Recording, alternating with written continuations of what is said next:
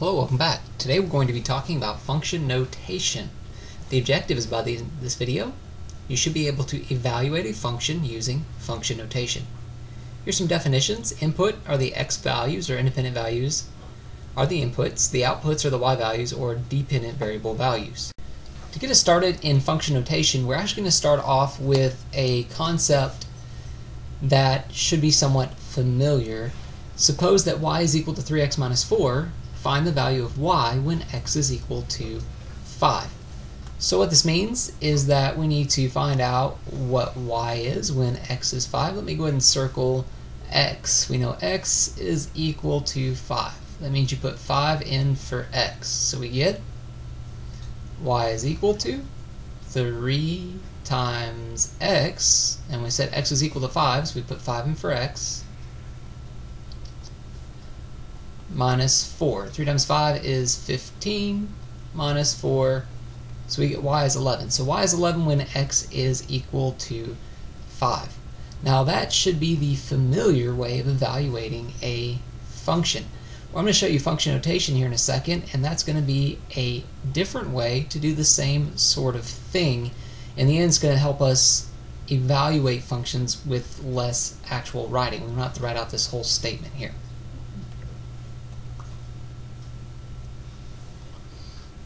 So let's get started with actual function notation.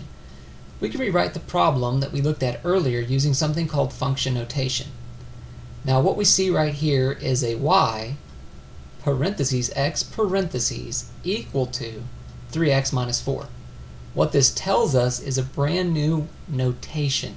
Now you might be saying, well, this looks familiar. It looks like something we've done in the past. I see a y, I see parentheses, I see x. This does not mean we're multiplying y and x. Again, this y with the parentheses and the x equal to some other stuff with an x on the other side does not mean we're multiplying y and x.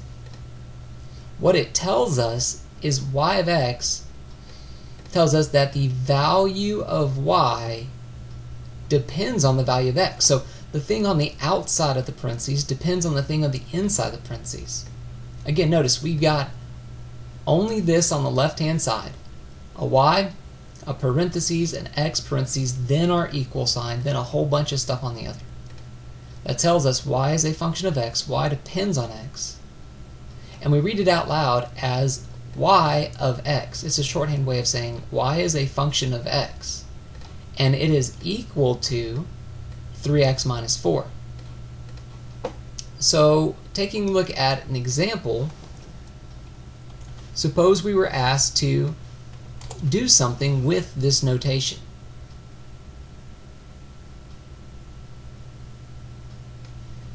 So y of x means the value of y depends on the value of x. We're told y of 5.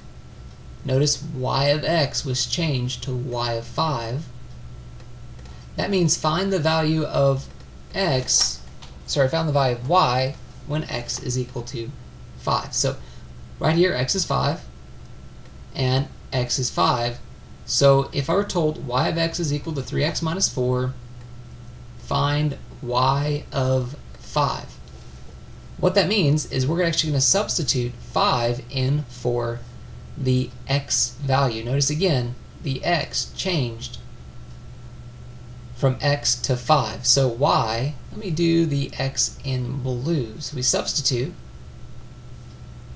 the 5 in for x equal to 3. We substitute the 5 in for x minus 4. So y of 5 is equal to 15 minus 4. So y of 5 is equal to 15 minus 4 is 11. So y of 5 is equal to 11. Notice we do nothing to that notation, y parentheses 5. And I know that's kind of confusing because we're using the same basic parentheses to mean two different things. On the left-hand side, the y of x, y is a function of x, means that we're finding the value of y when x is 5. On the right hand side, when we put 5 in for x, it means we're actually multiplying.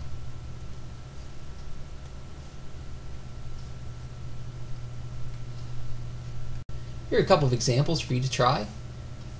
Go ahead and pause the video, try to work them out, and press play when you're ready to see the answers. Now, if it's still a little confusing, you can watch me work the first one, then press pause and work the second.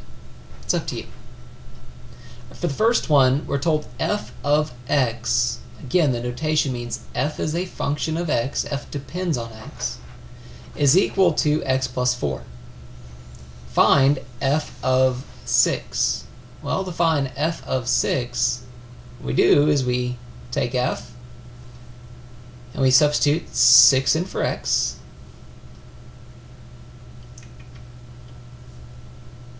and it's equal to x, which in this case was 6. Notice we replace the x's with 6 because we're told to find f of 6, plus 4. So f of 6 is going to be 6 plus 4, which is 10. And that is our final answer. What that tells us is that when x is 6, f is 10. I know it's kind of a backwards, weird way to write that, but that's what it means. F is a function of x. When x is 6, f is 10. So f of 6 is 10. Let's take a look at the next one, g of x. So find g of negative 5. To do that, we go g of negative 5 is going to be equal to 3 minus 4 times negative 5. This time let's do it in red. So g of negative 5 will be equal to 3 minus 4 times negative 5 is plus 20. So it's 23. So g of negative 5 is going to be equal to 23. Again, we don't do anything to the g of negative 5 on the left-hand side of the equation.